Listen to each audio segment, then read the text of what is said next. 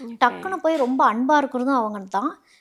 டக்குன்னு அத கட் பண்ணி விட்டுட்டு வரதும் மிதுனமா தான் இருப்பாங்க. ஸோ இந்த தடவ எப்படி இருக்கணும் அப்படின்னா, வாழ்க்கையில மாற்றங்கள் வருது. பட் கொஞ்சம் ரொம்ப லேட்டா, ரொம்ப தலை சுத்தி மூக்கு தொடுற மாரி மெதுவா நடக்கிற மாரி தான் அவங்களுக்கு இருக்கும். ஏதோ தேர தேர ஒரு ஆளா இழுத்துட்டு போற மாரி மிதுனம் ஃபீல் பண்ணுவாங்க. But okay. ஸ்டில் அந்த தேர கரெக்ட்டா போய் சேர்த்துருவாங்க அப்படிங்கிறது தான் அவங்களோட இது. அந்த தேர வந்து பாதி வழியில எங்கேயும் விட்டுறாதீங்க.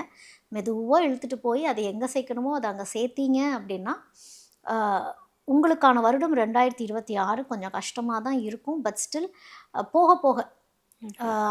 அந்த நான் சொன்னேன் இல்லையா, 4ஆ பிரிச்சுக்குங்க, 3ஆ பிரிச்சுக்குங்க அப்படின்னு. ஒரு ஜூன் மாசத்துக்கு அப்புறம்லாம் வந்து பிஸி ஆயிடுவாங்க. ஓகே. ப்ரொஃபஷனல் வைஸ் கரெக்ட்டா பிஸி ஆயி, அவங்க எதிர்பார்த்த ஒரு குரோத்துன்னு ஒண்ணு இருக்கு இல்லையா? மேக்ஸிமம் மிதுனம் வந்து ப்ரொஃபஷனல் லைஃப்லயும், பொருளாதார ரீதியிலயும் தான் ஒரு குரோத் எதிர்பார்த்துட்டு அவங்க இருக்கிறாங்க அப்படிங்கிறப்போ, ஜூன் மாசத்துக்கு அப்புறம் அவங்க எடுத்த டிசிஷன், அப்புறம் எடுக்கிற டிசிஷன் கரெக்ட்டா இருக்கும். ஒரு ஓகே. ஜூனுக்கு அப்புறம் முடிவுகள் எடுத்தாங்கன்னா, லாஜிக்கலா இருக்கும். ஓகே. அப்ப அது ரொம்ப நல்லாயிருக்கும். கடன் பட்டுருக்குறாங்க அப்படின்னா, கடன் வந்து 2027ல தான் அடைக்கக்கூடிய சிச்சுவேஷன் இருந்தாலும், அதுக்கான பாதைய வந்து 2026ல வந்து அவங்க வகுத்துருவாங்க அப்படிங்கிறது தான்.